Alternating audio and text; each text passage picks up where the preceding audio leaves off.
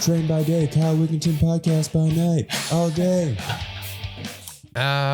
Probably when Jeremy was married to Jennifer. Remember that? So, excuse me, Mayor Yeah. Justin Kimble. Yeah. So what got you into that?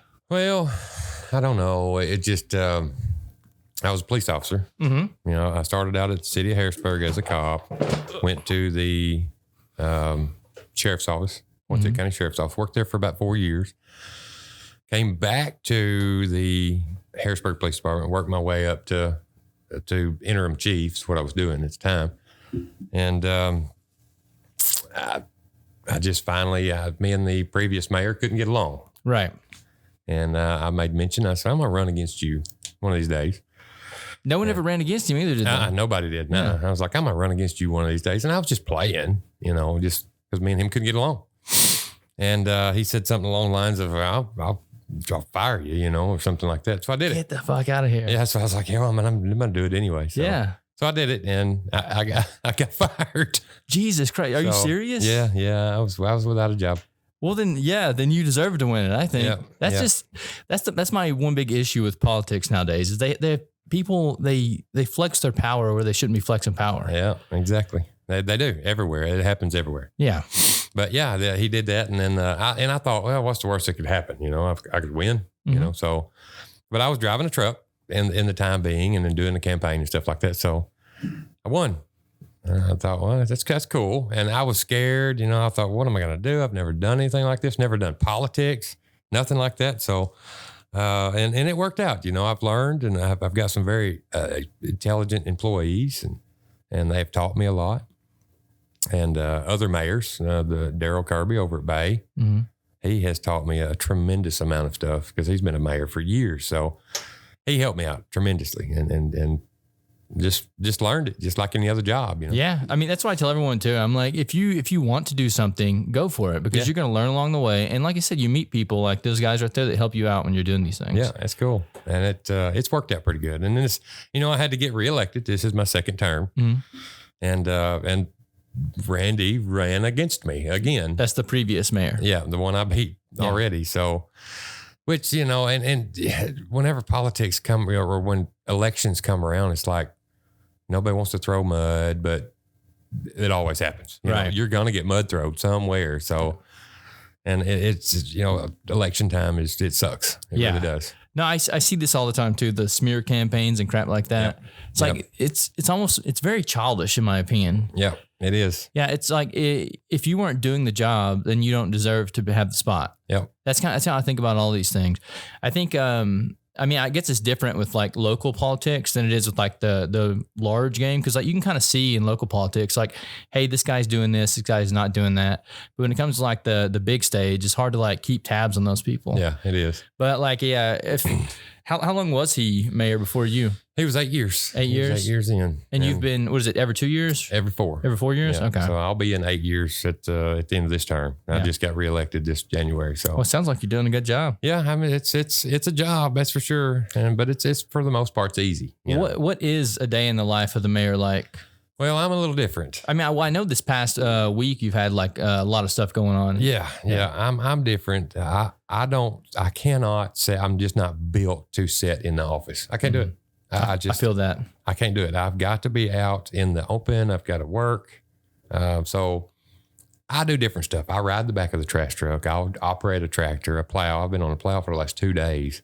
My back is killing me, but I'm different. So a day in the life of a mayor for me is work. Mm-hmm. I work. I'm physical labor, and I still go to the office and I get my crap done, and then I'll get back out and I'll do something. Yeah. But the mayor before me, he liked to sit in the office, and there's totally nothing wrong with that. But there's a big age gap. He's pushing 70, and I'm 42. So, I mean, there is an age gap there. So, well, so my opinion on that is that's not true leadership. Yeah, like that's why we need younger leaders because true leadership is someone that's on the front lines actually doing the work. Yep. So I commend you for being that guy. I appreciate it. I think a lot of the situations we get in now is we get these older politicians and they just want to sit in the office and like, you know, have the cushy job. Mm-hmm. And it's like, no, you have to actually have someone that's on the front lines. I think it's one thing with like war these days too, is when generals stopped going to the front lines. That's when we kept having wars. Like whenever you put generals on the front line, no one really wants to fight. Mm-hmm. Like the general doesn't want to put himself in a position that's going to die. Yep. So I love leaders that actually get out there and do the work. Yeah, work with your guys. They respect you a little bit more too. Oh, you know? 100%. Yeah. I've got a great group of people. I mean, from my office crew to the guys that dig ditches. I mean, they're all happy. Yeah. And they know that if something's wrong or if something's on their mind, they're going to come to me and tell me. So I'm glad that I have that relationship with all the employees now. So it helps, I think. Morale is great. I completely agree. Yeah. How many people do you have underneath you? Well, in the summertime, I have a little bit more because I have lifeguards and kids that work for us. You know, seasonal help's what they call it. But typical number is about 40 employees. So the city pool, you're like over that and stuff too? I am. Yeah. Cool. I used to lifeguard when I was back here. Oh, did you really? Yeah, that was my summer job. Yeah. They love it. I mean, because I pay them to work on their tan pretty much. Oh, it was great. Yeah. I sat there the whole year and I think I saved like 3 people whenever I was doing it. Oh, did you? Yeah. There was a couple of guys. One girl got her foot stuck in the fence one time. Yeah. I mean, like the pointy part was coming out and stuck inside of her foot. Oh, God. So we had to deal with that. And there was a couple of guys that jumped in, didn't know how to swim. Oh, yeah. That's every year. So yeah, you gotta like keep your wits about you, but at the same time, it's a fun job. Yeah, it is. And then like, I'll go up there, I'll go and visit, you know, and they're all up there just got 15 different types of sunbathing lotions and stuff in them. They're like, I'm paying y'all to, and I supply them. And that's the bad thing. I supply them with sunbathing. Oh, do you? Stuff too. Oh yeah. That was a little different when I was over there. Yeah. I'll supply them with it just they ain't got to, you know, I'm having them do a job. So I'm going to, just like my other guys, you know, if I might have some of my workers out working, I'm going to buy them gloves or I'm going to buy them boots, you know, stuff like that. So I'm going to buy them suntan lotion. I don't want them to get a sunburn. I mean, that's kind of what people pay their taxes for, right? Yeah, that's right. Exactly. So like this past week, for anyone who doesn't know, I picked the worst time ever to come back to Arkansas. Ice-mageddon. Yeah, it did crazy ice all week. And I had a lot of stuff planned, but didn't get to do any of it. Really came back to watch my niece and my nephew play basketball. Mm-hmm. Didn't get to see any of that. But the roads were iced over like crazy for a couple of days. And you guys were out working from like sun up to sundown. Yeah. I worked till midnight. I had 2 or 3 crew members, including myself, working till midnight the other night, just trying to clear roads. So if it's snow, it's easy. But we here in Arkansas, I don't know why, but we get ice. We don't ever get snow. We get this stupid ice. Yeah. That won't go away, you know. So no, it's a nightmare. I mean, even walking over here to this to the house, like we were skating over here basically. Oh yeah, you learn to walk like a penguin. You know, penguins has got it figured out. You know. Yeah. Do you ever watch a penguin walk? Yeah, they walk. So everybody else will start waddling. So, I think we're descendants of some penguins during ice time or something. Well, did you guys lose power anywhere, or is everything good? No, everything's good. That's good. That's nice. It's good because normally when the ice comes through, like it knocks down all the power lines and stuff. It does. You know, we don't have a very good infrastructure as far as electricity around here because it was just built. You know, it's too old. It's just not holding up very well. It's that way everywhere too. Like in New Orleans, it's the same way. Like whenever the hurricanes come through, it knocks down the power lines and they put wooden poles back up. I'm like, why can't we just like start putting metal poles up? Yeah, I know it. Like I don't understand that. I voice my opinion every time when that comes through, and there's like, we don't know. Yeah, just put them back up. Yeah. Which I was down there. Like I said, I was down at around Slidell. Mm-hmm. And I stayed down there a week, and it was nice. Yeah. Like I left here and it was in the 20s, 30s. Mm-hmm. And I got down there, I left on a Friday and it was 60 degrees. And I was walking around in a short sleeve shirt. Oh yeah. Sitting out in the shop, drinking a beer. I mean, and I was like, this is, I don't want to go back home. Dude, I love it down there. Yeah. Like every day I've had my parents check the weather down there and they're like, it's 70 degrees. I know. And I'm like, yeah, dude, I kind of miss it already. Sitting up here, I get stir crazy whenever whenever it's cold and there's ice and I can't do anything, just sitting at the house all day. I guess I was used to that whenever I was living here. Yeah. But now that I'm down there and every day we walk outside and it's beautiful weather and we can go communicate with all these people and stuff, it's nice. Yeah, it is. I drove over to, which he had some property in Bay St. Louis, Mississippi. Mm-hmm. I don't know if you're familiar. Yeah. It's 20 minutes out of Slidell. and there's a beach there. Mhm. And I went and drove down the beachfront. And How is the beach? I've never been there, but I've heard a lot about it. I didn't get out, but Okay. it looked good, and it was white sands like you would see in Panama City and all that, and Orange Beach. It was white sand. So, but the water didn't. It wasn't. Yeah, I feel like the Gulf water, you don't really want to get in it too much unless you're over there in that area. But yeah, I've heard of that place, and there's another place in New Orleans that I can't remember the name of right now. But there's there's a beach close to New Orleans somewhere over there. I don't know. Yeah, it blows away every time the hurricanes come through too. But yeah, but no, those are two beaches. I've never been to them. Right, they're really nice. I can go check them out sometime. Yeah, we'll drive over there because it's Bay St. Louis is 20 miles or so outside of Slidell. Yeah, it's about an hour and a half away from where I live. I live right there in New Orleans proper. Oh wow, okay. Yeah, so right now it's crazy with Mardi Gras. Yeah, they was putting it all out when I was down there last week. Yeah, I think they do something in Slidell too. I think they do some parades over there. Yep, they do. And they changed light bulbs, and like the street lights were purple. Oh, it's nuts down there, dude. It's crazy. So coming from a small town like this, going to a place like New Orleans, you see a lot of things that you would never be exposed to in a place like this.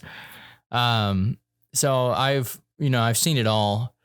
And especially during the Mardi Gras season, you see people that are business people that you see them every day in their business environment, and they come out and they let their freak flag fly. Yeah. And I think that's actually why that city is so, I guess everyone gets along. Yeah. Because instead of hiding it inside, they all just let it go during that 1 month, and then they all go back to work. That's pretty cool. Yeah. That's neat.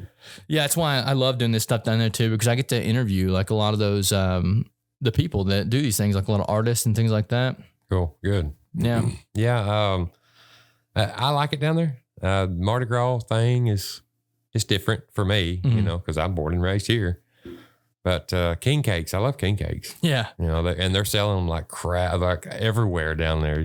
King cake, you can go by a gas station to buy a king cake right now, which it's piled up everywhere. King cakes, but it's I didn't know there was so many different varieties of king cakes until I actually moved down there. Dude, there are like 100 different varieties of king cakes. I did not know that. Yeah, most people up here, they only know the cinnamon version with the baby in it. I mean, there are like strawberry cream cheesecakes. I mean, all kind of stuff down there. Yeah, that sounds good. No, it's delicious. Yeah, so like with the mayor stuff, do you like plan on doing this for as long as they reelect you? Yep, I will. I'll keep doing it, I guess, and just see what happens. I mean, my retirement, it's one good thing about I don't know about any other states, but Arkansas politicians, if you are, whether a local level or any higher, your retirement doubles. So every year I get 2. So I'll be with all my police work that I've already done from the sheriff's office to the city police and all that, and do these 2 terms. I could probably I'll be real close to retirement where I could go ahead and draw my retirement, but probably won't because I can't do that. Right. I'm just not built that way to stay home and do woodworking or something, whatever retirees do. Well, yeah, at this age too. Yeah. There's no way I could do it. So that's probably why you see a lot of older people in the game still. Yeah. Yeah. Trying to milk the system as long as they can. Yeah. I probably will too. So just to do it. I mean, there's going to be a young guy come along too, Yeah. Yeah. No. There'll be a young guy comes along and knocks you down. Yeah. No, that's what I was thinking about whenever he announced to run against me at this last election. I thought, if I get beat by someone that's younger that comes in, hey, I've got some good young ideas. I'm going to do this. That's okay. I'll take it and I'll go on about my business. But someone that's already been there, right, and that has proven that why would they I don't know. Especially at his age. Yeah, I don't know. Like, I understand trying to keep your mind like nimble and stuff, but like, why keep trying? And like, what can you change that much in a small community like this? Like, what is there? What new ideas could someone come in with? Jobs. Okay. Jobs, homes, and infrastructure. Is the biggest thing. And I struggle with trying to get that to Harrisburg, and I have gotten a lot. O'Reilly Auto Parts, a lot of different big companies to come in, and my philosophy is if you get one big name brand company to come in and just spend some money and build something, maybe that will show the other big name brand companies, hey, look, this O'Reilly's invested in here, so we're going to do it too. Right. So that's what I'm betting on, and I'm hoping it works, but I don't know. No, I think that's a good idea. So when you brought O'Reilly's in, I'm guessing? Yep, I did. So how do you do that? You contact the corporate structure? It started out with a golf game. I love to play golf, and I do play about once a week. I'll usually go out and you ever play with Michael? No, Little? I didn't. No, I haven't yet. I need to. That guy is good. He's too good. I mean, he'll kick my ass. And I don't want to really. So I really don't want to play with him, or not unless I'm on his team or something, or scrambling or something. That would be nice. Get him and Aaron on your team. You're done. Yeah. But I hear that they're very good. Oh, it's crazy. But golf games, and talking about this or that, and I get good ideas from different people, and go play a tournament, and I run into somebody, and I had bought the building. It used to be the old Dollar General, if you remember. Mm-hmm. And Dollar General moved into the old Fred's building because Fred's went out everywhere, nationwide. And their building was up for sale. I bought it for $240,000. The city bought it. I didn't buy it. The city bought it. And had it for 6 months or so and sold it for 300 and I think it was like 310 or something like that. It's a good deal. O'Reilly's. So sat on it for 6 months, worked a deal out with O'Reilly's and brought them in. Nice. And still made a little money off of it, plus tax dollars. So yeah, no, it's very beneficial for them to be here now, especially since I think Glisten's shut down and stuff. Yeah. It's unfortunate what happened, but that's insane, dude. When they were telling me the story about that, I couldn't believe it. Yeah, that's a great family too. They're amazing. I love the Hemricks. Yeah, they are. And then Chris, he's working up there at the county courthouse. He's the groundskeeper at the old county courthouse, which is one of the most beautiful courthouses in Arkansas. It is really nice. Yeah. Yeah, I've been in it a few times. Yeah. I was, speaking of New Orleans and Slidell area, I went to Bay St. Louis and I had to go to the Hancock County Courthouse. Okay. In downtown Bay St. Louis or Waveland or one of them. It's on Main Street. And that is a very beautiful courthouse down there. Hancock County Courthouse. It's on Main Street in Bay St. Louis, I think is where it's at. And then they have an annex building that's down the road across from the Wendy's. I remember seeing a Wendy's. Mm-hmm. There's so much beautiful architecture down there. It is. It's pretty. That's one good thing about that city is whenever they're refurbishing houses, they normally prop the front of the house up, build a brand new house behind it, and then keep the front of the house. Really? Do they really? To maintain the beauty of New Orleans. Wow. That's cool. Mm-hmm. That is neat. That's I didn't know that. Yeah. So you very rarely see like a new style modern house down there or anything. Wow.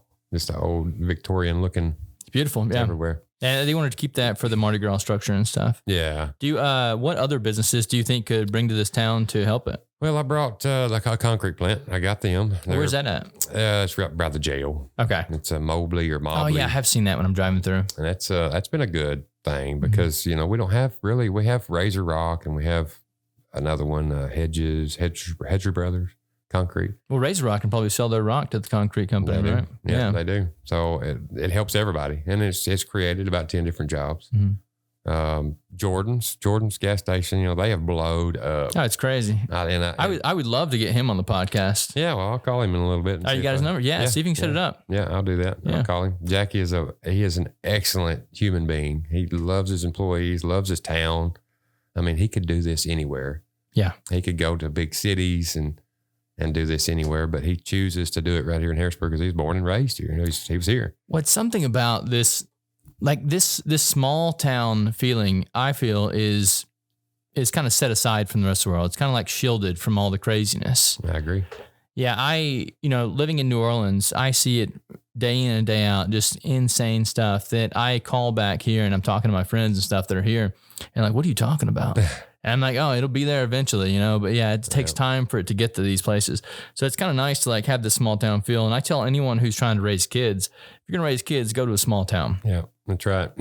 That's right. So you're doing good with yourself, I guess. And I'm glad to see you back visiting at least, but you've been gone a pretty good while. Yeah, I think I've been away from here for about 15 years. I did like 5 years or so in Little Rock. Oh yeah. And then 10 years now in New Orleans. Awesome. But it's cool to see these things coming up. Like I said, growing up in a small town, you're kind of shielded from everything, which is good. But at the same time, you're missing a huge part of life. Yeah. Like there's so many negative things out there that we're shielded from here that I think need to be seen by everyone because it makes you appreciate what you have even more. Yeah, that's true. And that's why I tell anyone who graduates college or high school, either one, that they should go to a third world country and see how those people live.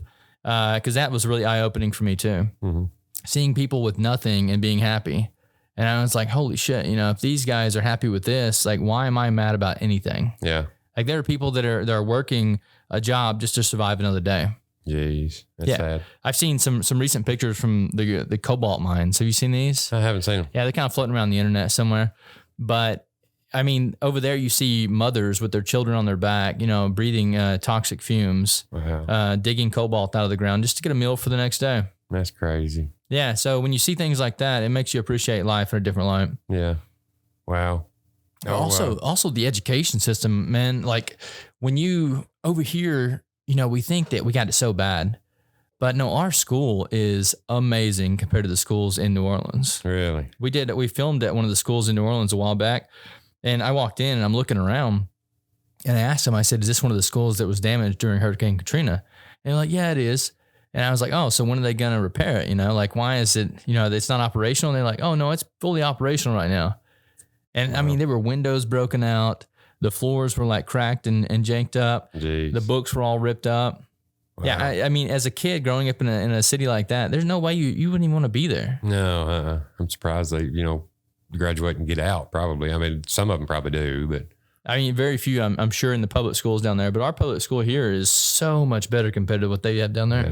Yeah. We got a nice school system. We do have a really nice school. With the new superintendent, I don't know if you've met him. Mm-mm. He is an amazing dude. He's laid back, funny as hell. I mean, he makes a joke out of anything, man. But he's and now don't get me wrong. Mr. Sample, he was our he was your superintendent while you was there, and he's a pretty cool dude too. And he plays golf. He's very good at golf. But I never really met him either, though. But he was an older guy, laid back. He's set in his ways. With this new superintendent, dude, he has brought so much to the table and done so many things. It is amazing what he's done. The younger guy? Yeah, the younger guy. Dude, I'm telling you, man, there's something to that. Yeah. Like you got to have younger people in leadership positions because when you get these older guys, like you said, they get set in their ways and they really don't change much. Yep, that's true. I forgot, I don't know who said it, but it was, they said that ideas don't change, that what happens is people die. Yeah. People die and then the next ideas come about. So you got to move those guys out of office. And I think that's a big problem we have right now with the federal politics. Oh yeah. That and the lack of accountability. Mm-hmm. That's one good thing about the local structure is like you have accountability. Like people know who you are. They know like where to come and say hi to you and hey, let's change this. Yeah. But when it comes to those major structures like that, there's no accountability. Yeah. I can't go to my senator and be like, "Hey dude, all I can do is email you or try to call your office." And you're never going to reach him anyway. Never. Yeah. It's with here, I agree. Just a while ago, when I was eating lunch at Gavin's, I'd text you, he was extremely busy. That's why I was a little late. That's fine. But I got a phone call a while ago from a lady across town, and she's like, "Can you please help me? I've got ice. I cannot get out of my driveway." She's got a little hill. And so that's whenever I was on the phone coming over here. I said, "Oh, really? Just take the truck or the tractor over and scrape it for her real quick." Okay. Well, someone's taking care of it? Yeah. Okay. I didn't want to take you away from it. No, I sent them to do it. Now, I did keep the tractor key. It's in my truck. So I don't know what they're going to do until I get back. But we have a backhoe they can use. Okay. Well, good. Yeah. I don't want to keep somebody locked in their house. Oh, no. But that's, I agree with you because everybody knows me. They can call me and say, "Hey, come, you please come help me." That kind of, it's just small town feel. I love it. Yeah. So I have a few ideas on how to solve the federal problem. Uh-oh. Yeah. I'm going to tell them to you. I want to pick your brain on them. All right. Okay. So I think that the main problem is Congress. Yeah. I don't know how much you are into like larger politics. No, I have a friend that's a Congress member. Oh, do you? I do. Rick, Okay. Rick Crawford. I don't know who that is. He's a pretty cool dude. I'm not really big into politics either, but what I'm big in is systems. Okay. And if I see a system and I'm like, this system has a flaw in it, I'm like, how can I fix this flaw in the system? And I feel like right now our government has a huge flaw in the system. Mm-hmm. And I feel like I've tracked the flaw down to Congress and the lack of accountability for Congress members. So basically they're passing all these laws and all these bills. No one has a clue what's in them. They don't even have a clue what's in them. Yeah. They're basically getting paid by lobbyists to vote a certain way to pass a bill. Big money. Big money, yes. They're getting paid by this stuff. So I think that what we could do, since we have technology now, right, is we simply create an app that anytime the politicians go to vote on something, the bill first comes to the phones in layman's terms. Mm-hmm. So it's broken down in layman's terms. And the people simply swipe left or right, just like the dating apps. Yeah. Like we make it very simple, swipe left or right. And that sets a baseline for the way the politicians should vote. Right. So then after the politicians do vote, we simply compare the two. And we have, we know which politicians are working for the people, which are working against the people. Huh. That's a good idea. And then what we do is we have a report card for each politician. Like I said, we keep it super simple in terms that people actually know. And you grade the politicians. And then when the elections come around, you simply look at your phone, see what grade your politician has, and vote which way you want to go. I like that. That's very simple solution. Which, you know, the one of the big things about Congress and Senate and even all the way down to a state legislator, they have no caps. Right. You know, I know that I don't have a cap. You know, I can be a mayor for 30 plus years, but that might be like we was talking about a while ago. Younger, better ideas. I mean, why wait till they die to replace them with someone that's younger or something? But would they be controlled by big money? Possibly. Well, see, that's why I think this app comes into play, because the lobbyists can't pay off a politician if the people can see it happening. Mm-hmm. Like right now we have, you know, all these things are public documents. So you can go look up lobby papers if you really want to, but who's got time to do that? Yeah. It all needs to be right in front of your face. That way, when you get home from work, you work your long day at work, you just look at your phone, boom, done. Yeah. That would be good. Yeah, no, I think it would work. It would work great. I've been pitching this now for about a year and a half. Yeah. And I keep shifting it because I think that ideas like this, they have the right time and the right place. Mm-hmm. And I think the technology is just now getting to the point where it's the right time and right place. It's because you don't want it to be hackable. Okay. So the one thing about this is now we can put it on the blockchain. The blockchain makes it not hackable. And then how do you break down these bills that are 1,000 pages long into layman's terms? Well, you use things like AI. Yeah. Like that's a new tool that just got released. So I think all these tools are kind of coming into play to make these things work for the way the system should work. Yeah, I agree. I mean, I like that. If and it would hold them accountable. Yeah. But a lot with these bills, man, they may say a certain header, and not in layman's terms either. Some kind of weird judiciary type whatever, and it may say it's going for this, but if you read on and you get to that 18th page, there's something totally different. And they try to slip this backdoor bullcrap in. And I don't agree with it. I really don't. Yeah. Dude, I did one of those. I broke one of them down. It was 860 pages, something like that, 800 something pages. I read every freaking page, took out all the stuff that and that's only one of these things. And these things get passed like crazy. I think it was like the second stimulus package. I was like, what actually are they? What's in this stimulus package? I want to read it. Read it. So I broke it all down, 800 pages. It took me like a week to do. Mm-hmm. And the most insane shit ever was in this thing. I know it. Like there was one clause in this that, and this Biden was already president at this time. It was, it gave Biden the ability to control airplane manufacturing supply lines. Wow. And I was like, this is a stimulus package. Like, why is this even in here? That's and it was on like page, 800 or 700 or something like that. It's crazy. Yeah. So they sneak all these things in there. But I think this is where you could use AI. It's beneficial. Have you used AI at all? I haven't, no. Okay. I got Regan on it the other night. We were playing around with it. Michael wanted to work out. Michael's a 60 plus year old man who plays golf. Mm-hmm. And he wanted to work out for a 60 plus year old man that plays golf. So I simply logged into ChatGPT, which is the chat bot. You can ask it anything in the world and it does stuff for you. But I asked for a workout for a 60 plus year old man that plays golf. Boom. Broke it down easy. Wow. I'll have to try that. I've heard about it, but I've never. Oh, it's so cool. And it's free. Wow. What is it? It's OpenAI. is the name of the website. And then you go to OpenAI, you create a little profile. It takes like, 2 or 3 minutes to create a profile. And then you have access to ChatGPT, which is the chat bot. You can ask it anything you want to and carry on conversations with it too. Like I want to do a podcast with it. Cool. Yeah. And then you also have access to DALL-E 2. DALL-E 2 is the image generator. So you can basically type in, I want to see an elephant in a pink tutu, and it'll generate an elephant in a pink tutu. Yeah. Anything you type in there, it generates it. And then you also have you have access to their coding robot. Wow. So the coding robot, you can type in, I want to create a app that does this, and it'll start making the code for it. Wow. That's pretty cool. Oh man, these tools that are coming out right now, it's kind of scary. They're scary, but it's like any technology that humans create. Like there's good and there's bad with it. Yeah. Like the atom bomb. Yeah. We turn anything into a weapon that we can, but it can also be used for good. Yeah. Energy. Yeah. So I think the same thing with AI. You just have to control these things. Huh. But we have the most dangerous people in the world right now running the country. So, Yeah, tell me about it. I know.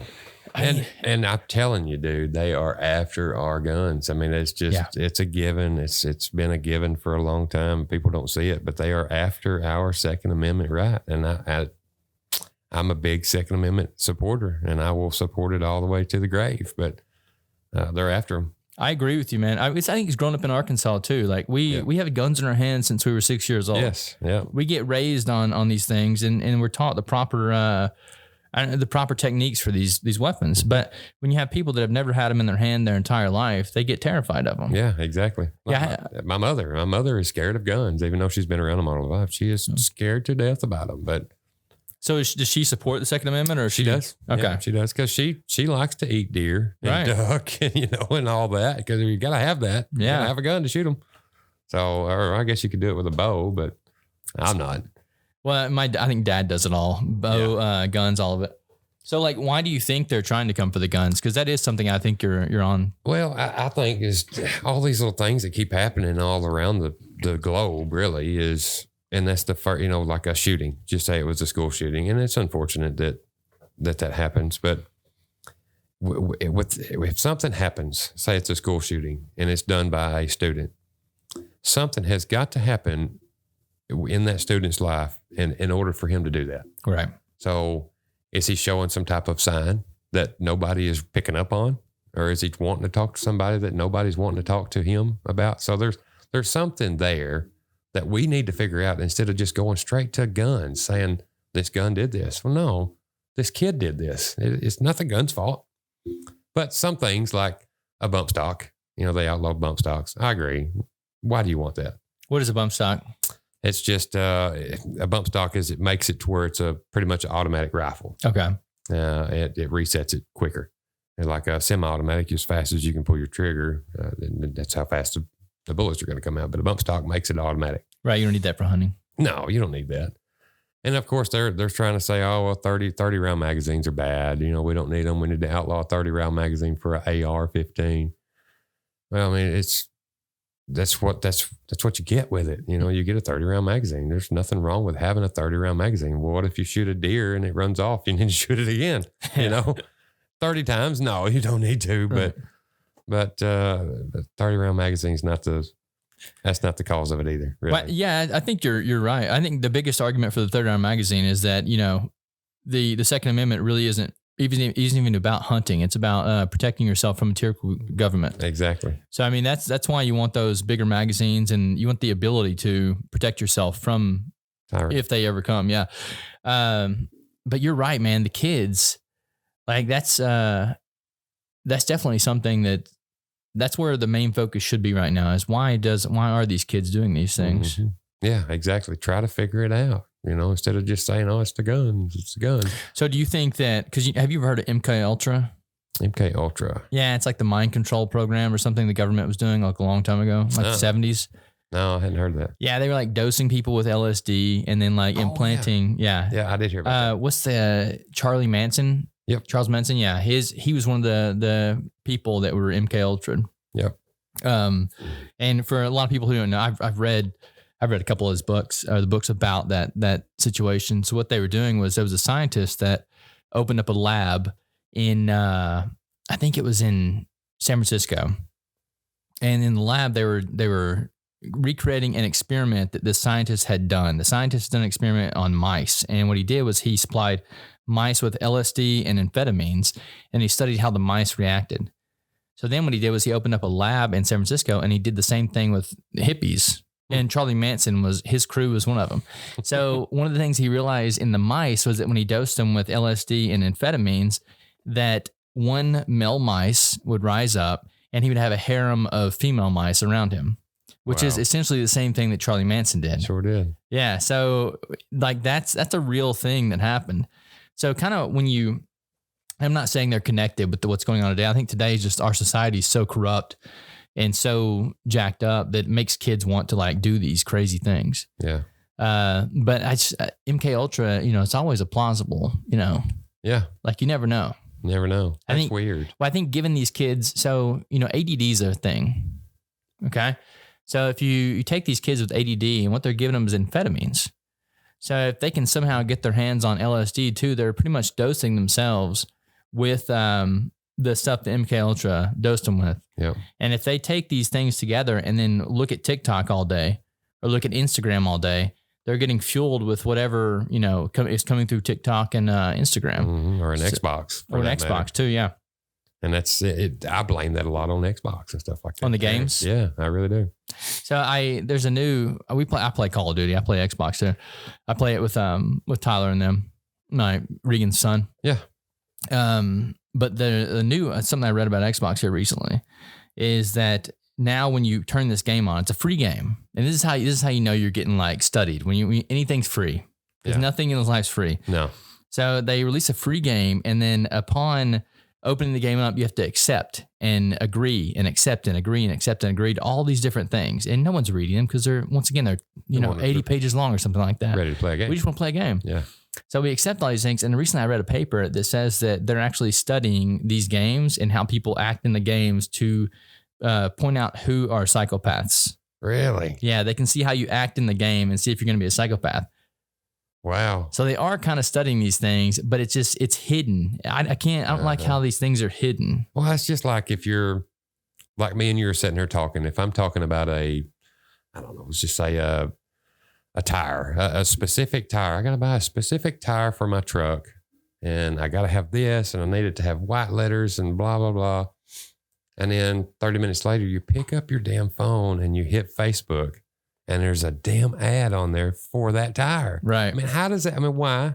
How? It's creepy. Why? I mean, it's, and it happens all the time. So I could be Googling motorcycle parts or something I have a Harley and I have a Honda too, but I could be Googling something for a Harley, specific whatever that I want to put on it, piece of chrome.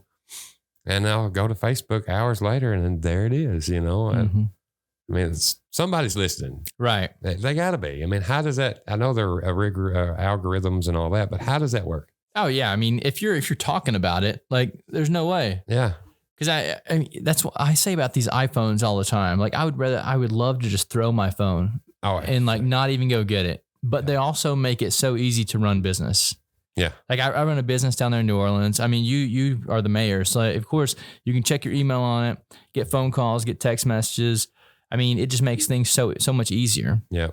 But at the same time, like I said, these new technologies, there's a good and a bad with everything. Mm-hmm. That's true. That's very true. Somebody's listening. So if it's just weird. So next time you think about it, just talk about something, talk about whatever, something physical. Oh, I'll get ads on tires today. What are you talking about? Yeah, you probably will. Yeah, they're going to pop up. Motorcycle parts or some shit. They're going to start popping up. Yeah. or a bump stock or something like that. You can buy it off the black market still. Have you seen, do you have the, what are the doorbells called? Ring. Do you have a Ring doorbell? I do not. Okay. Me neither. But they make these things so cheap, these technologies so cheap, and everyone runs out and buys one. And then they end up so Alexa, I can give you an example for Alexa. Everyone has Alexas in their house. They were so cheap when you went to buying them, but no one realized that there was another chip inside of the Alexa that wasn't turned on until I think it was 2 years ago. So everyone ran out and bought their Alexa because it was dirt cheap. But this other chip, what it did was it created a mesh network. This isn't even something people know nowadays, but it created a mesh network for Amazon. So now Amazon has a mesh network for everyone who has an Alexa. Yep. And yeah. I have one in my house. I have one on my desk. That one is 100% listening to you all the time. I can confirm that one. That's probably where the tires come from, and the motorcycle parts in. So, and then I heard that with the cameras, the door cams, that they're going to create a TV show. Amazon's going to create a TV show, and I'm not sure if they've actually went forward with this idea, but I heard this, and I think that after people hear that, they're going to be like, no, and they take their cameras down. But I heard they were going to make a TV show with these the footage that they're getting. Wow. Because I'm sure that they connect back with Alexa, which is part of their mesh network. Mm-hmm. That's creepy stuff, man. Yeah. So wouldn't that violate some type of? I mean, that's unless violating you your click rights. agree. Oh, that's where they get you, man. Wow. That's where they get you. Yeah, people need to think about this crap. Yeah. You got me thinking anyway. I mean, I kind of want to go unplug my Alexa now. Well, no, it makes life easy. If we could just use the technology for what it is, rather than getting studied and getting our data stolen. That's the biggest problem, is the data is getting stolen, and that's why I think that blockchain is going to be very beneficial to everything, because with blockchain you own your data. Yeah. So you pick and choose what you want to sell, because some people are okay with this. True. Some people are okay with having all their Alexa data taken from them, but if you could get paid for that data.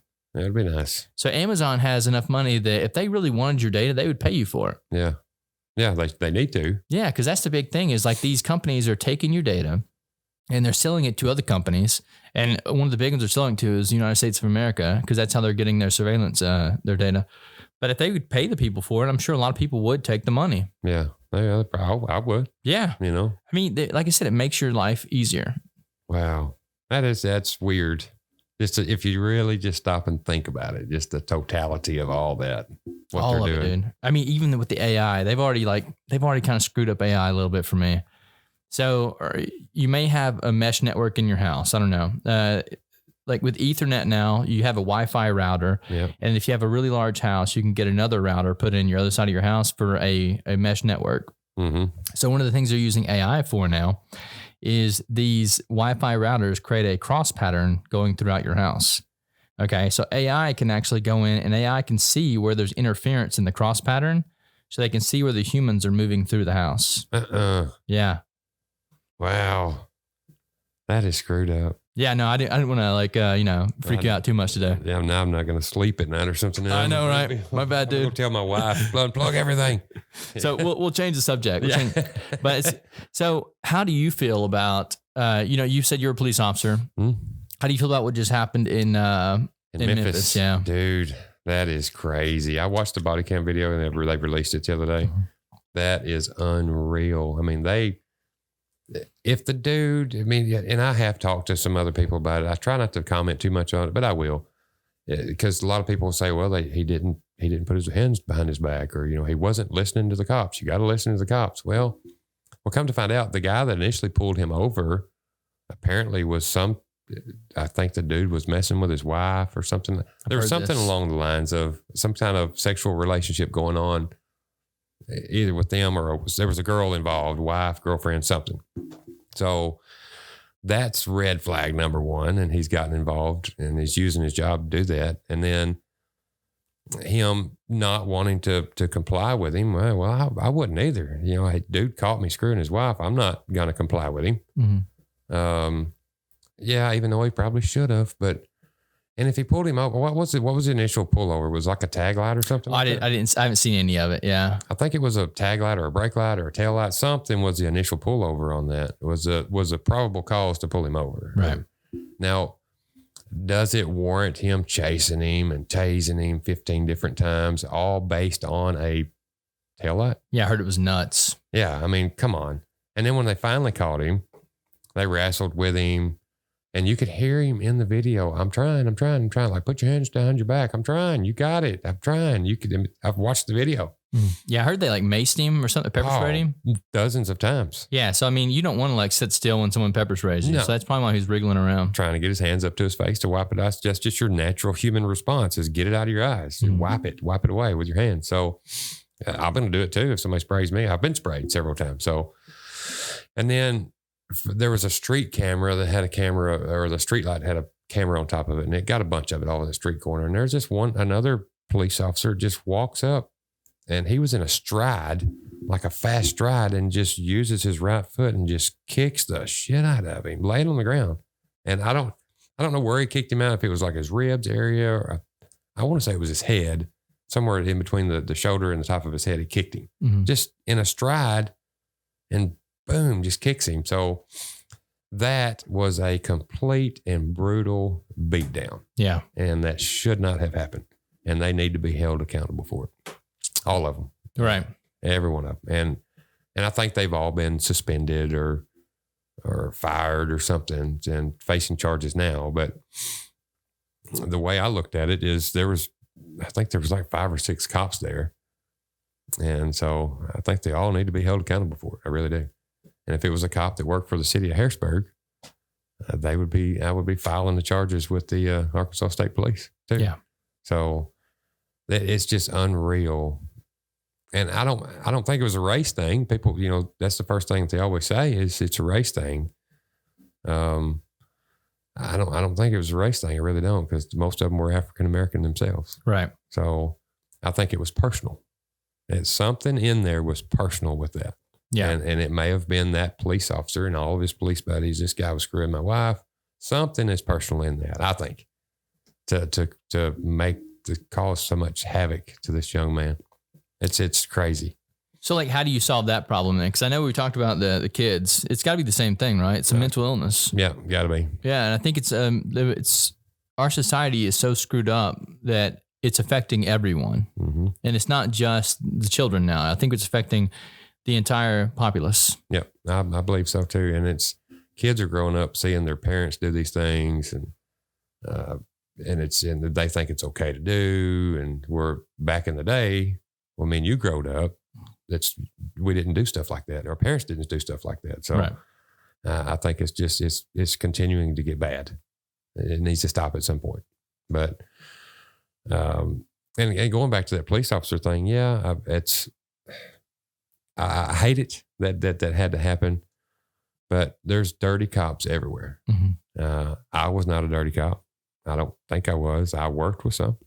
I'm not going to say no names, but I did work with some.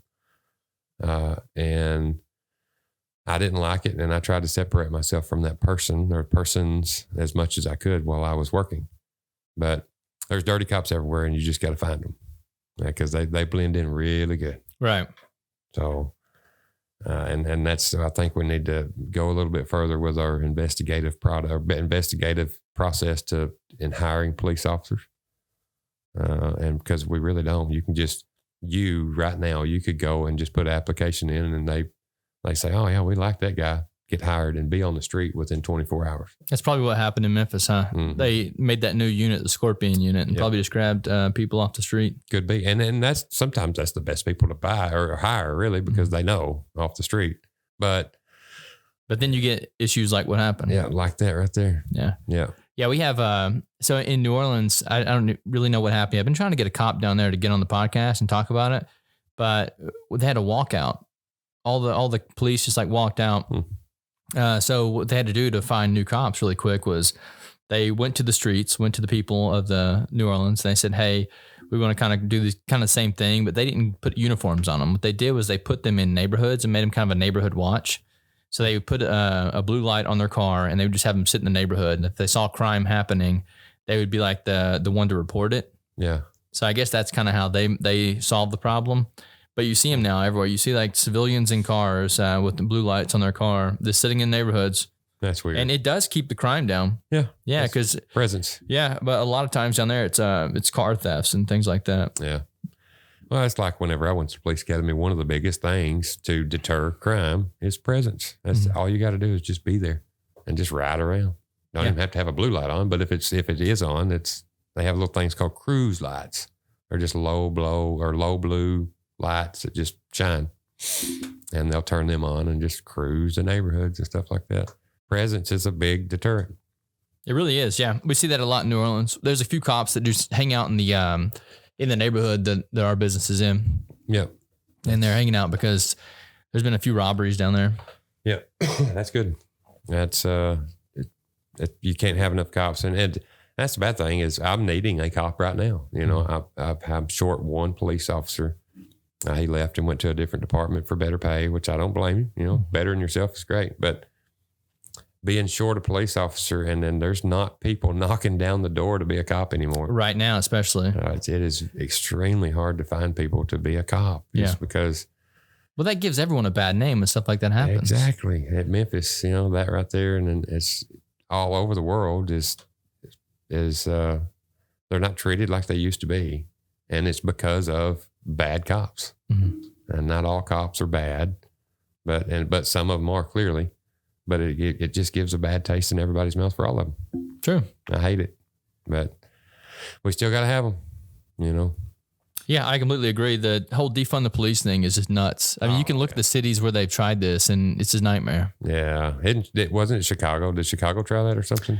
There have been several that done it. I don't know which one's actually done it, but Chicago definitely doesn't need it. No, if anything, they need more. Yeah, Chicago's got all these new laws, or Illinois, where you got to have a FOID card or a FOIA card, or it's just a card that you have to have in order to own a firearm. Okay. You got to have it. And if you don't have your FOID card, you're screwed. You know, here, you can go anywhere and buy a gun. You can buy it off the street from Joe Blow over there that's just looking for $100, and then it's yours. Mm-hmm. But there, you can still do that. But if you don't have a FOID card, then and a license, like a concealed carry license to even have it, and to own the gun and have it and carry it on your person, then you're screwed. A Arkansas police officer can't even go to the state of Illinois and carry a firearm with him. I know it's unreal. You can't have them. Well, it blows my mind because do they think criminals are getting these things? Yeah, they're not going to abide by that shit. No, they're not. Yeah. So, but with all of the gun laws that Illinois has, Chicago's like one of the highest crime rates. It's nuts. It's crazy. And it's all firearms. Yeah. Most of it is fire. There's some stabbings and stuff like that, but most of it's firearms. So it ain't working. Biden needs to stop with this hidden agenda of taking our guns away. What's the quote? The only way to stop a bad guy with a gun is a good guy with a gun. Good guy with a gun. Yeah, I completely believe that and agree with that. Yep. It ain't the gun. I mean, the gun's not going to wake up in the morning and say, "Oh, here, let me load myself. I'm going to go shoot somebody today." One of the arguments I've heard for why they're trying to take guns is, the U.S. is in a massive amount of debt. Yeah. Okay. So a lot of the debt that we have is to China. Okay. So no one can actually take the U.S. right now because everyone in the South, especially, has guns. There would be no way for them to come in here and take over. Yeah. So if they take all the guns from people, then that actually frees up someone to come in here and take over. So if China did want to come and take the country, then it would be way easier for them to do. Oh yeah. It would be hard as hell right now. Oh yeah. There'd be no way. That's like Ukraine. I kind of thought Ukraine would be like swamped over by the Russians. I really did. But after it all started and Russia started invading and all that, and then Ukraine is kicking their ass, really. Mm-hmm. I mean, they really are. Taking their tanks, they're hooking their tractors up to tanks and dragging them off. So, I mean, that's the same thing. And I think they do have some weapons and weaponry and old, and they know how to live off the land and all that. So I think it would be the same way over here. Yeah. If someone invaded. Yeah, no, we basically have our own army inside of the U.S. Mm-hmm. The whole Ukraine thing blows my freaking mind, dude. Like, I'm totally opposed to war. I think that we all have brains now. We could talk through whatever issues there are. Yep. Like, I think the only reason that we have wars now is because there's shady shit going on. Mm-hmm. Like, if there wasn't shady things going on behind the scenes that no one really knows about, then we wouldn't even have a war. So when it comes to like looking at those major problems like that, I try to like just stay away from it because I'm almost certain that U.S. has a hand in all this stuff that's going on. Yeah. And I think, once again, it boils down to the dirty politicians. Mm-hmm. So unless someone can get them under control, like this could escalate into something crazy. Yeah, a world war. Yeah, because if you think about it, we're backing Putin into a corner. Mm-hmm. Like, what happens when you back a crazy person into a corner? It's going to end bad. Or even a rational man. If you back anyone into a corner, they're going to launch everything. Yep, exactly. Now, Russia is a big supplier for our potash. The fertilizer that we put on our crops here in Northeast Arkansas is potash. And we use an abundance of potash for our crops. And most of the world's potash comes from Russia. So is it still getting exported? It is at a higher rate, but it is. So that's also crazy to me. Like rules of war and stuff like that is nuts to me. Like I heard a thing the other day that said that Russia was only using 20% of their army. 20%. Yeah, Wow. because of some rule of war that states that it's like because of the problems over there, that it's a problem that they can only utilize 20% of their army right now. But if it escalates, then they can use the full amount of the army. And that's where I'm like, this war stuff is simply to make money. Yeah, it's weird. It's going to set us everybody in a recession. But, whenever that war first started between Ukraine and Putin and all them, Putin had said on the news, put it out there to the whole world to see, if anybody gets involved, I'm going to get you. If you help these Ukrainians, I'm going to get you. Mm-hmm. And what happened? Here we are. Everyone, yeah. Everybody's helping. And it's escalating more and more as the time goes. Yeah. The Ukrainian president spoke at our Congress. I mean, he come and spoke to the House or something, and at the White House or something like that. I remember seeing some bits and pieces of it, but he came and spoke because of how much we have helped him in this war against the Russians. Just to come say thank you? Yeah.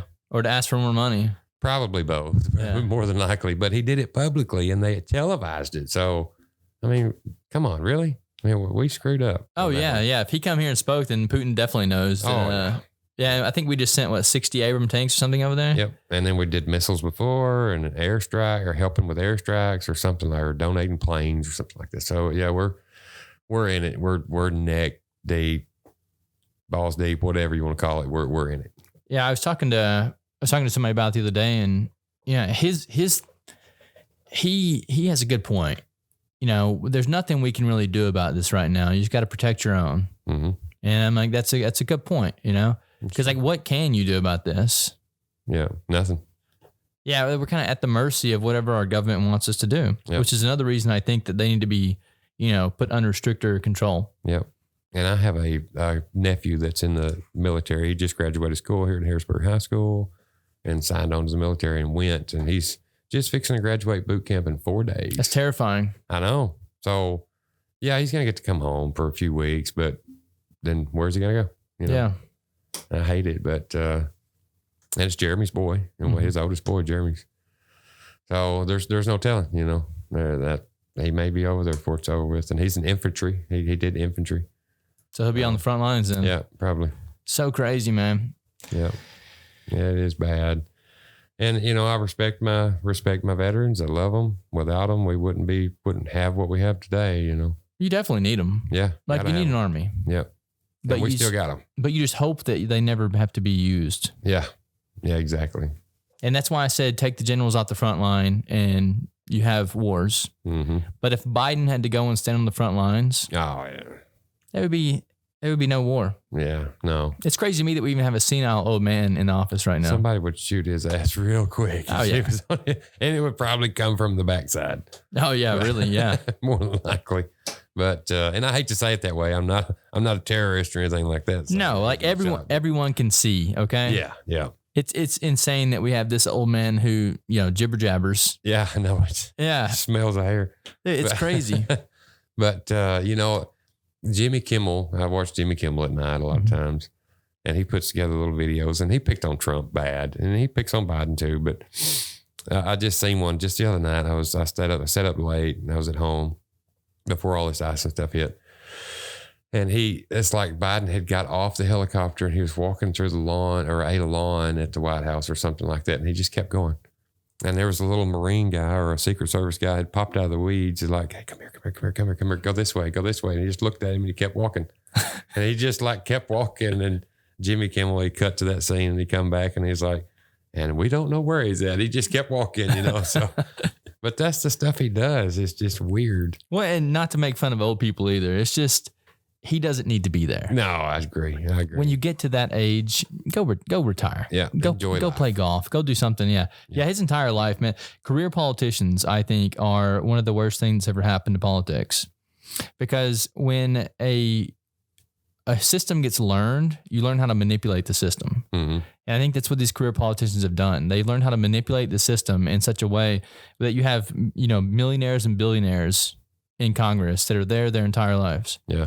And like those people are so out of touch with what reality is actually like for the average person. You can get a good example of that in the stimulus checks that they sent out. Mm-hmm. Like they were giving out stimulus money that was more than people make in 2 weeks. Yeah, that's right. This is how out of touch these people are with reality. Yeah, that's right. And then they just blowed right through it. Most people did anyway. Yeah, because they've never had any money in their life. That's why. Yep. Yeah, they were like, this is good. It scared me whenever I was right borderline of getting a stimulus check, of how much you had to make so much and not enough. And mayor pay is really not that great. Mm-hmm. But it scared me. So I saved mine and I put it in a savings account, put it in my savings account and just let it sit. Yeah. I thought they're going to get this back. So one way or the other, they're going to get it back. So they don't just give money away. Right. So they have some kind of motive with this money. I just don't know what. Yeah. So, and it's still in my savings account. And I try to just hang on to it, dude. Yeah. It worries me. What really made me mad, it really got me to look into the government because I've never been in government. I've never even thought about it. My whole thought with government is if they can't do anything to affect my life, then I don't even care about it. Yeah. Like I'm a pretty laid back dude, pretty chill dude. So I just kind of go about my own self. And then the business that I run down there, when it was shut down and it was forced shutdowns by the government, I was like, okay, now they made enemy number one. Yeah, like now I'm going to look into this. Like there's no way they could if I live in a free country, they shouldn't be able to shut my business down like this.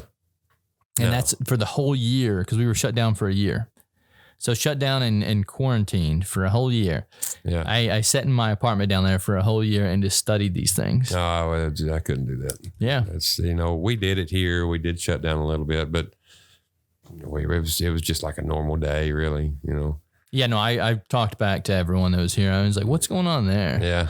Totally different, man. A night and day. Yeah. Yeah. It was just nothing here. I mean, yeah, it still spread. I did not get no vaccines. I did not get no boosters. Same here. Fuck that shit. I'm not doing it. No. It scares me.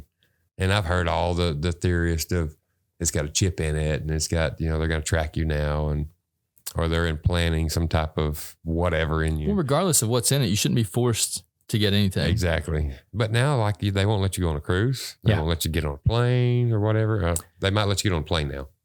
You can get on a plane, yeah, but the cruises, I think you're still shut down on those. Yeah. We actually had tickets to a Saints game, and Tyler and Aaron and all them are coming down to the Saints game. Fucking great tickets to the Saints game. And then right before we were going there, like, well, you need your vaccine card to get in. Oh no. And we were like, are you fucking kidding me? See, that goes back to your constitutional rights. Yeah. They can't force you to do that. So we didn't get to go sit in a packed stadium full of everyone. Wow. Watch the Saints game. Wow. I did catch COVID. I had it Thanksgiving. I had it this past Thanksgiving. Just caught it once? One time. See, I've got it 3 times now. Yeah, just once. And each time it's been easier. Yeah. Yeah, the first time it was very bad. Like I was like really, really sick. I stayed in bed the whole time. Yeah. Slept it off 3 days. Got up third day, was fine. Second time it was not as bad, maybe like 2 days. This last time I was good the whole time. Wow. Yeah. And the only reason I knew I had it was because one of the guys that I was in the same room with, he sent me a text message the next day and was like, here's my positive COVID test. And I knew I was already feeling bad. And I was like, okay, well, I got it too.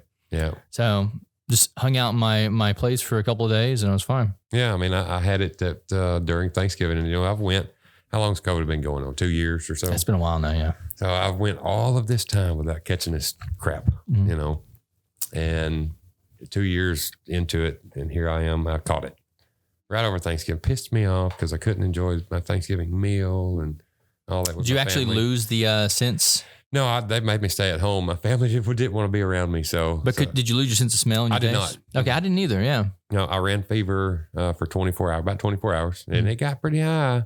It's about 103.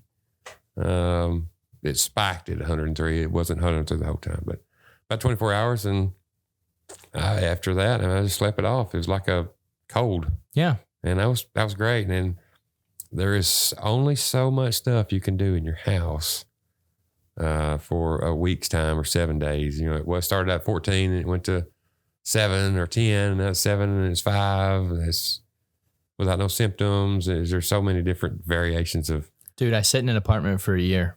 Golly. That's so crazy. That's why I'm so nuts. That's why I'm so mentally unstable still. Yeah. Well, so for me, I'm a pretty like level-headed guy, but I know that there are a lot of people that kind of did the quarantine stuff too, and they're still having issues. Yeah. Like that's why we have a nation right now that is rampant with mental issues. Mm-hmm. Like I think there's a stat the other day I got. It's like 60-something% of people are on some type of SSRIs or like some type of like mental disorder pills. Yeah. And that's nuts. Like we have a nation that's on that much, that has to wake up every day and take a pill just to go about their day. Then something's wrong. Yeah, that's pretty bad. Yeah, and I think that's a huge proponent of it, is locking people away. We're a social species. Yeah, this is what we like to do. We like to sit and gab with people. Yeah. We like to be around other people. When you lock people up in a room and don't let them talk to anyone for a year, of course they're going to go crazy. That's some bad. That's bad. That's mentally bad. I couldn't do it. I mean, if you sit in your apartment for a year, I don't see how you did it. I really don't. That was like vacation for me. Yeah, I couldn't do it. God, even a week's time just sitting at my house, I wound up going and getting in my truck and just, I didn't get around nobody. I didn't stop anywhere, Yeah. Didn't get pulled over by a cop or anything like that and spread the Rona. But I just drove around. Like every day I'd get in my truck and just drive around. Yeah. I drove to Jonesboro and just rode around town. Just see some different stuff. Yeah. Yeah. For me, I'm a very introverted person anyway. The hardest part for me was not being able to go to the gym and work out. Yeah. Like that's like my daily routine right there. I get up and I go do something hard in the gym, and then it sets my entire tone for my day. Yeah. So for me, I had to actually set up a home gym, and it's just not the same when you're in there working out with yourself. Yeah. I couldn't do it either. But yeah, it worked for a year. Wow. But then also it gave me time to like research these things. So like I didn't know anything about blockchain before that year started. Yeah. I didn't know anything about government before that year started. And that was also the time when I broke down the 800-page bill that I did. So, I mean, it gave me time to like look at these things where my normal life, I'm busy and wouldn't have time to do these things. So I think it was kind of a blessing in disguise. Yeah, could be. I mean, did the government do that on purpose? No, I'm not a theorist, but I don't know. They did it on purpose, I think. But I agree. I agree. I know people that work for Big Pharma too. Mm-hmm. And these people are not your friends. Yeah, exactly. Yeah. They look at the average person like we're monkeys. Yeah. Yeah. We're monkeys that need to be like led in the right and wrong direction. Mm-hmm. So, like I said, I know these people and they're not friendly people. I've got a cousin that works for Big Pharma, a extremely large company that creates blue pills. Viagra. Yeah. Yeah. They, and I think those people are helping. Yeah, they're trying. Yeah, I think. But she had came back and she had came to Arkansas on a visit or something like that. And she didn't want to be around anybody because they didn't have their COVID vaccinations. Oh, she's in there deep. Yeah. And I went and talked to her one day and we was outside. It was breezy. It was nice. And we was outside in the air, and I love her to death. Don't get me wrong, but she was on my butt about going and getting these shots. You've got to do it. You got to do it. You got to do it. And I usually always give her a hug. Hey, I love you. I'll see you next time. First cousin wouldn't do it because I didn't have a shot. So. Oh, she wouldn't hug you? No. Wow. Couldn't even get a hug. So just because of a shot. And is she still this way? Yeah. So like 90% of people in New Orleans, I wouldn't say 90%, but 90% of the people at the business that I work at, they all have their vaccines. Yeah. And a lot of them, they know that I don't have mine. And at first they were kind of skeptical about it, but it's been 2 years now and they realize that none of them have gotten sick being around me. Right. So now they're kind of like, okay, well. Isn't that strange? Yeah. They're starting to question what they did. Yeah. And now you're not dead. Exactly. Because that's the biggest thing. If you don't get it, your chances of dying is through the roof, Or the chances of killing other people. That was another thing. Spreading the disease. Spreading it. I mean, it's just crazy. I don't understand it. Now there's a new variant. Oh, there's going to be tons of new variants. Oxymoron or something, whatever the hell it's called. I know it's an O and an X, but yeah, there's all kinds of new variants. They're going to keep coming out with new variants till everyone gets one of these. Yeah. Yeah.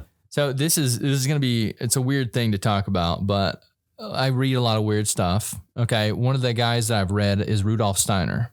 Okay. Not a lot of people know Rudolf Steiner, but he was in the late 1800s, early 1900s. I think it was like 1860 to 1920 or something was his lifespan. This guy generated a body of work that is massive. One of the papers that he wrote was about vaccines. And he said, we will soon have a vaccine that cuts the human being off from the soul. Yeah. Okay. Yeah. So that was in like the early 1900s when he wrote this. And if you skip ahead to when we vaccinated everyone for the Spanish flu, and that was in like the 1940s, 1930s, that was the first worldwide vaccine. Mm-hmm. So I think those things could be similar. They could be connected. That's crazy, isn't it? Yeah. And then you come back to what they're doing right now. Maybe like, I don't know, something happened and the vaccines didn't take this past time. And now they got to revaccinate the world. Yeah. And doing, trying to create a zombie or something like that. And that's, or... And it's crazy, all these philosophers and stuff from way back when kind of predict this kind of stuff. And even all the way down to Bart Simpson. The Simpsons, dude, they predict so much shit. Isn't that crazy? Yeah. And they even predicted the Queen Elizabeth and all that passing away. It's all there in The Simpsons. Predictive programming, man. They put something on TV and then they make it happen in real life so that we accept it better. Isn't that crazy? Yeah. How does it work? I don't know. Mind blowing. Well, the mind blowing part is who's actually pulling the shots, who's actually calling the shots. Yeah. You know? Yeah. That's what's hard to pinpoint. And I think that even for me doing all this like research and stuff and digging into the problem, it's really hard to find who's actually in control of everything. That's why I think that solving the problem of the US government is probably the quickest way to get things stopped, because those people are clearly, the puppet masters of the U.S. government. Mm-hmm. So if you can cut the U.S. government, which is where they're using to like do all their tools and stuff, if you can cut that out of their equation, they have to go find some other way to do it. Yeah, I agree. Yeah, I totally agree. So if you want to get me in touch with your congressman, buddy. Yeah. Congressman Rick Crawford, he's born and raised right here in Jonesboro. Really? In North, yeah. Yeah, I'll talk to him, man. I love cool talking to people about these things. He is an awesome guy.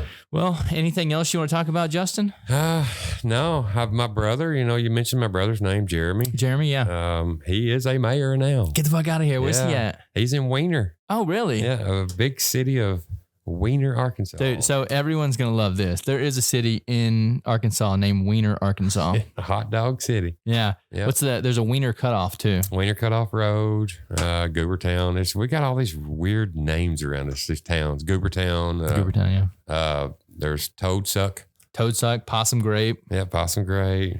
What's eating Possum Grape? What's another one? Gillette. There's a town called Gillette. Oh, I've never even heard of that one. Yeah, that's down around Monticello area. Yeah. So how does he like the mayor life too? He's in Weiner, right? He's in Weiner. Its population is what's there's maybe 800 people now in Weiner. Weiner's not all that big. So like with Weiner having a mayor, is that like, does it support the surrounding area too? Does every city have a mayor? How does that work? Every city's got a mayor. So even like Waldingburg's got a mayor. What is it? Like 57 population? You may know him too. It's Dustin Drum. That sounds familiar. You went to school with him, I think, possibly. Okay. Dustin, he has a twin brother. I forget names, man. Drum boys.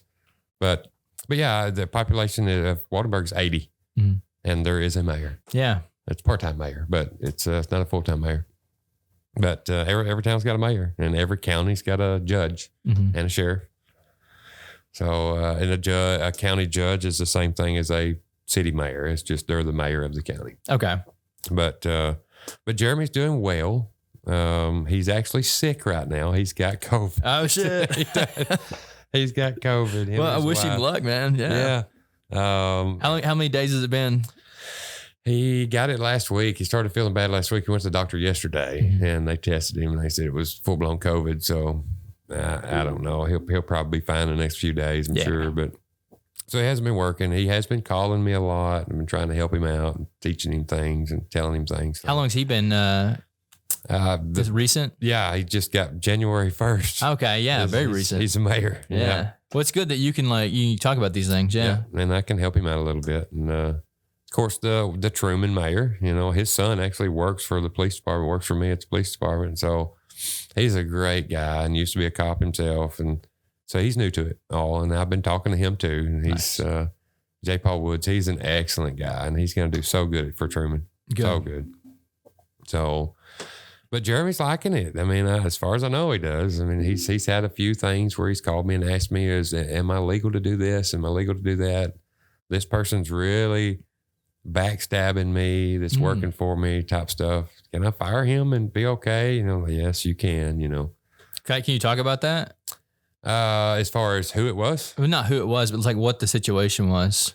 I think it was just someone he was trying to make a decision, and that person is married to a council member at that city and she also works for the city. He works for the city as well. And as a council member, she was calling him, the council member, and telling him, well, he's changing this and he's changing that and he's doing this. So it's kind of going behind his back. Right. And he had asked me about that and asked me if he could fire. And I said, yes, you can terminate on something like that. Yes. But you got to think about it, how long she's worked there. She's worked there like 25 years. So, and I told him, I said, what I would do, go talk to him. Yeah. And say, look, you're not going to do this crap again, or you're going to have to go find another job, or just go ahead and push her into early retirement because she's been there so long. And he did. He went and talked to her. I don't think he fired her. I haven't talked to him. I don't think he fired her.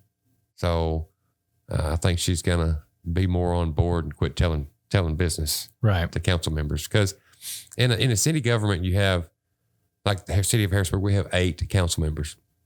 And a council member is set up in wards. So if you live in a ward, say ward number 1, there's 2 council members in each ward. So if you live in a specific address in ward number 1, you go to that council member to make a complaint, make a suggestion,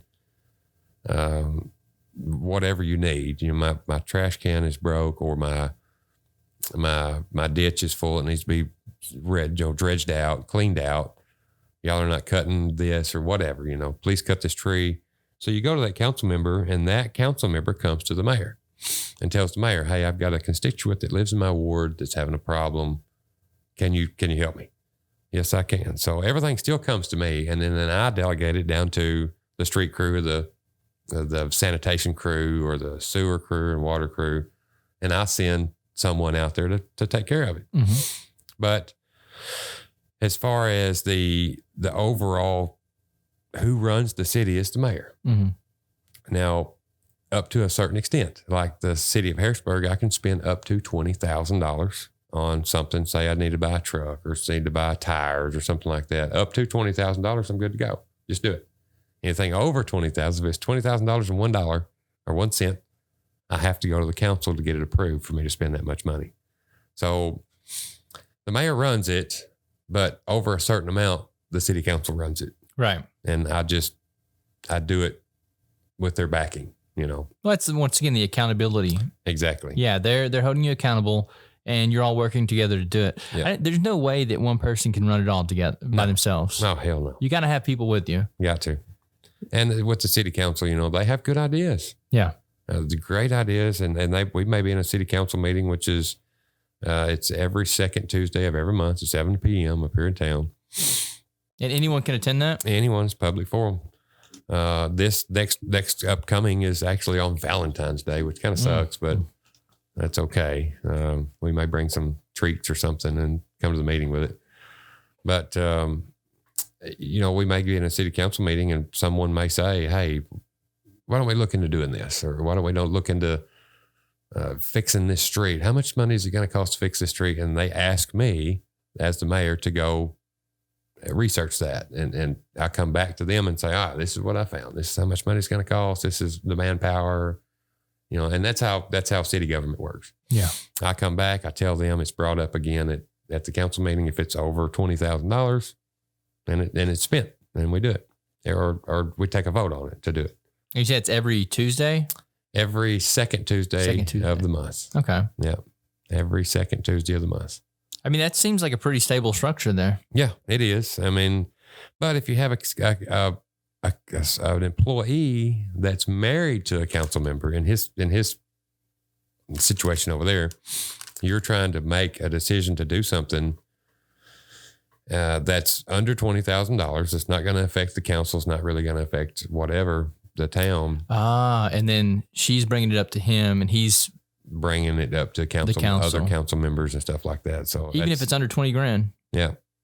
It's none of his business, pretty much. Right. Yeah. You focus on your job. Let the other guy focus on his job. Exactly. And I think it was an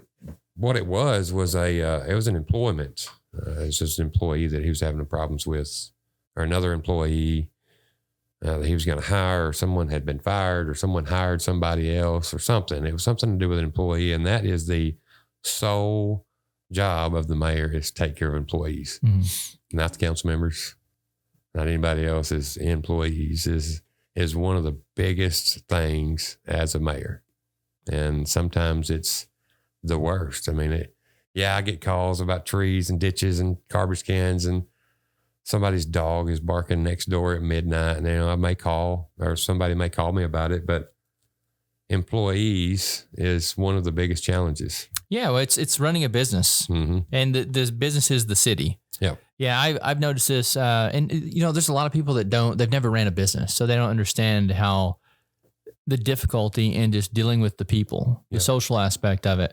Like, I think I have 10 employees under me, and just some of the problems that pop up. It's like, this doesn't have to be a problem. Exactly. But I also think that you're onto something with the talking. Like, a lot of times, if you just go and talk to the employee, you understand. There's understanding there. Set some rules. Yeah.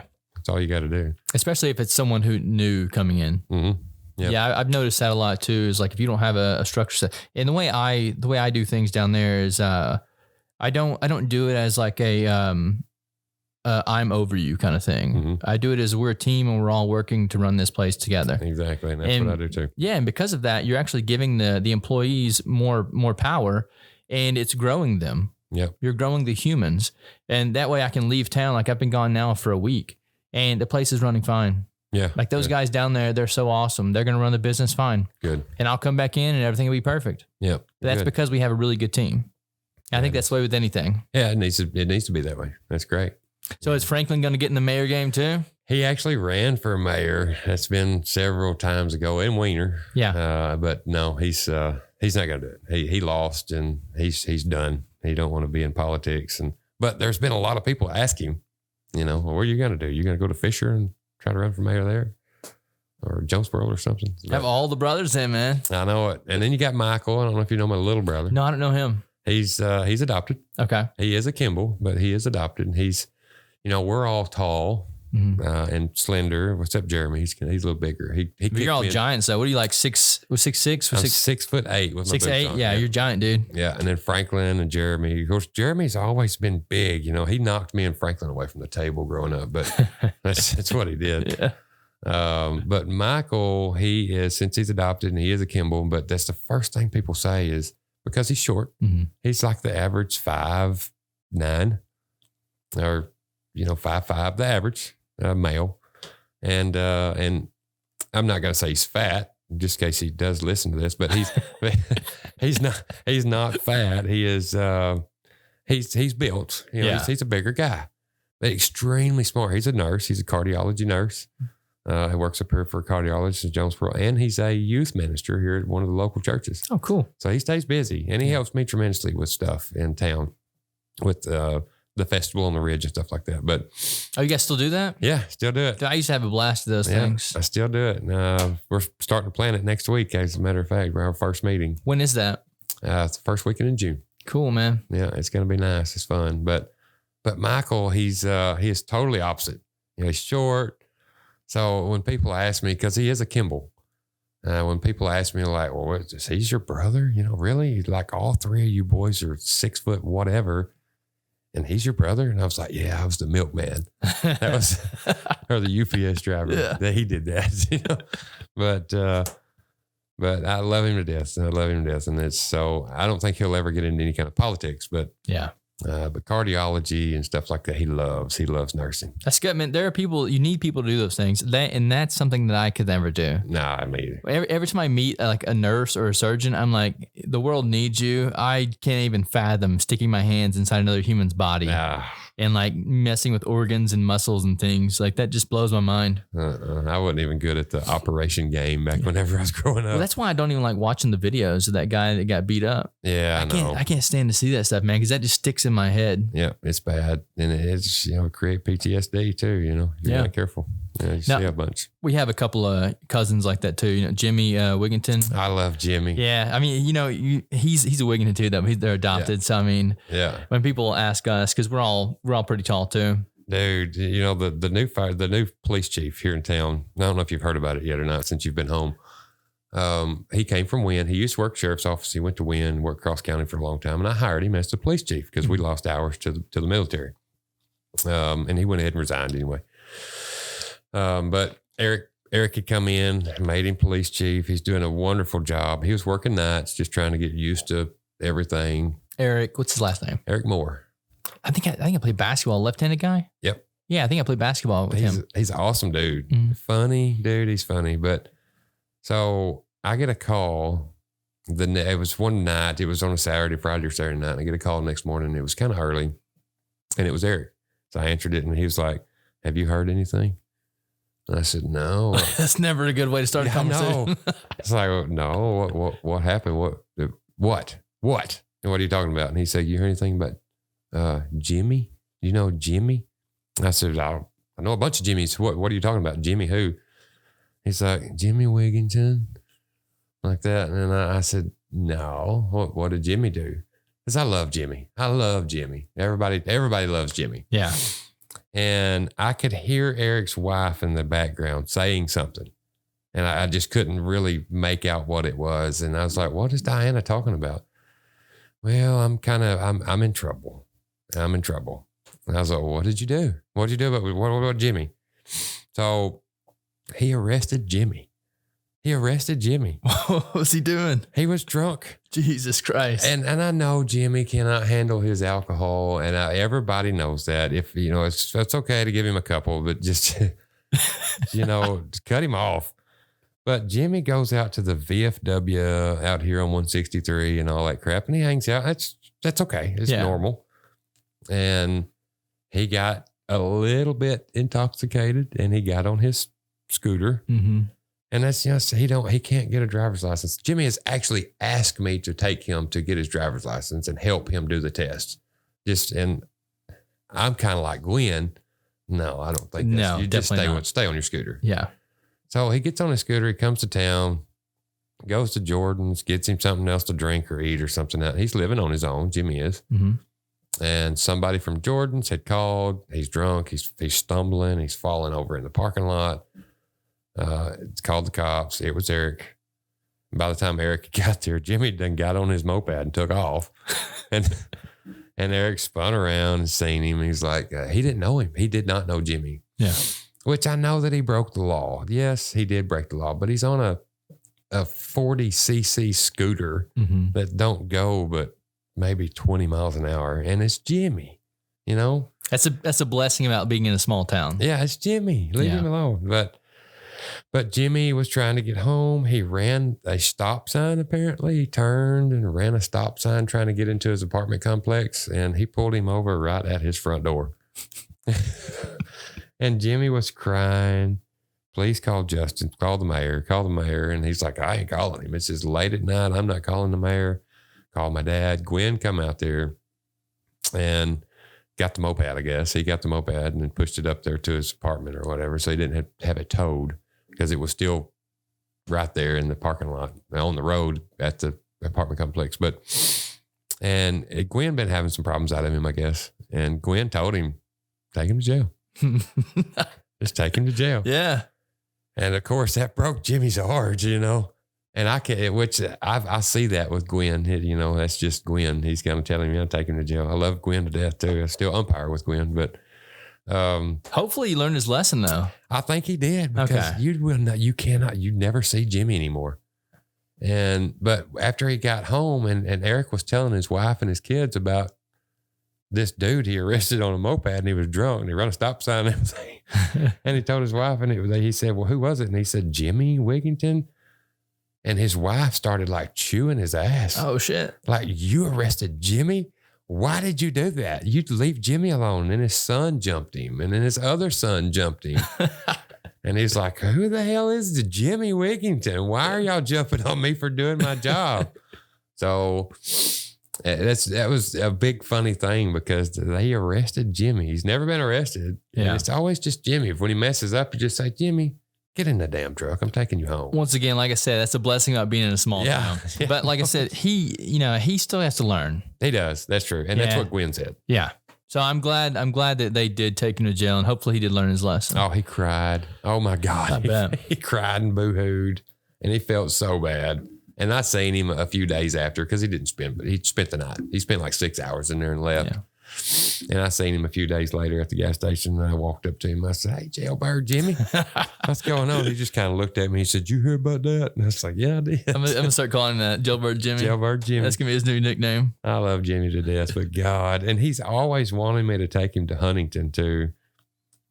He asked me one day, I was getting gas because he still works at the gas station part-time. Mm. And I was getting gas, and he walks out there to change the trash. And he's like, will you take me to Huntington? Jonesboro, because you know what Huntington is. No, what is? That's where the prostitution is. Oh, get the fuck out of here. Yeah. No, I didn't know that. He's all about wanting to go Jimmy to Huntington. Yeah. He wants to go to Huntington, but the dude's a little player, I think, but he had him a girlfriend for a while. He did, yeah. And like Mariana or something like that. Yeah, I never met her or anything, but I heard he had a girlfriend. And he would ride that scooter to her house. How far of a drive is that? Like 40 miles. Jesus. I mean, all wide open. I see him every now and then driving down the road. Yeah. He keeps it hid very well now. Yeah. And he's still mad at the chief. Like he don't have a relationship with him at all. Well, like I said, he's got to learn. He's got to learn his lessons. I love Jimmy though. No, he's great. He's a great kid. All those kids are great. They come from a very bad family. Yeah. I'm sure you know the story for that. Yeah. So I'm glad they got, but that also, whenever I look at those kids and I think about like what they went through at a very young age, and I wonder if like that is what, affected them. Could be in life. Yeah. Because Jennifer, she has a good heart. Yeah. She means well, but she has a lot of stuff going on. Yeah. Always does. So I think that could be like something that affected them. Because if you look at the one that has it together, and they're never going to listen to this, hopefully, but Chris is doing great, but they got him when he was a baby. Yep. So he got gone. Yeah. So, I think that whenever kids are that young, the life affects them in ways that we don't even understand yet. Yeah, I agree. And they're just a good example of that. I remember when all of them came, when Casey and Gwen got them. I remember that very well. Mm-hmm. And I remember meeting them when they was just little bitty. Yeah. It's and it could be, they growed up in that little section of life where they seen all the bad and had to go through it and live through it. Yeah. It's a bad deal. But poor old Jimmy. It's crazy, man. Ask him about his 6 or so hours in jail. Or if you see, I just seen Gwen a while ago at the gas station. I've heard some of that story before from Gwen. He comes by every time I'm in town. We hang out a little bit. Yeah. So I've heard the story from Gwen. I'll ask Jimmy about it the next time I see him though. Well, next time you talk to Gwen, you need to tell him the mayor said. Okay. I already like this. The mayor said he needs to get his old butt with some gear on and get behind the home plate and do some umpiring. Oh yeah, is he not umpiring anymore? No, he umpires with me a lot. Yeah, but he totally, absolutely refuses to put on the gear and get behind the plate because he don't want to get hit by balls, which I don't either. But and that's his first thing he does is. Did he ever get hit by one? Is that why he's? Oh yeah. Oh, okay. Yeah, I'm sure he has. But every time I umpire with him, it's like, you putting your pads on? No, Gwen. Oh, he always wants you to do it. Yeah. Yeah. Oh, you're younger than me. You can do it. You can handle it a lot better. I'm like, no, I don't want to. Tell him he's smaller. He's closer to the box. Exactly. Yeah. Yeah. So you can see it better. All summer long. I even umpired with him like last summer, and I think it was a softball game. We do softball and baseball both, but it was a softball game, and it was like 100 and whatever, and with the humidity is 100%. Yeah. And I almost died. I mean, I really thought my life was leaving my body that day. So, I mean, it was so bad, and then all the gear you got to wear. And I think it was a doubleheader. I wound up doing 2 games. And I was like, Gwen, you're going to have to help me. You're going to get behind this plate. No, you can handle it. He's out there with that breeze blowing. Let me go get you some water here. Let me drink this. It's like, God, you're killing me. See, that's like me with the cold out here right now. Like I'm not used to that. My body is totally not used to it. The 100 degrees and humidity, like I'm used to that now being in New Orleans. Yeah. But that's an average summer day for us down there. Yeah, it's nice down there. I love it. It was just last week or 2 weeks ago, Well, there are some days, man, in the summertime, it just gets unbearable. Yeah. Here too. Yeah.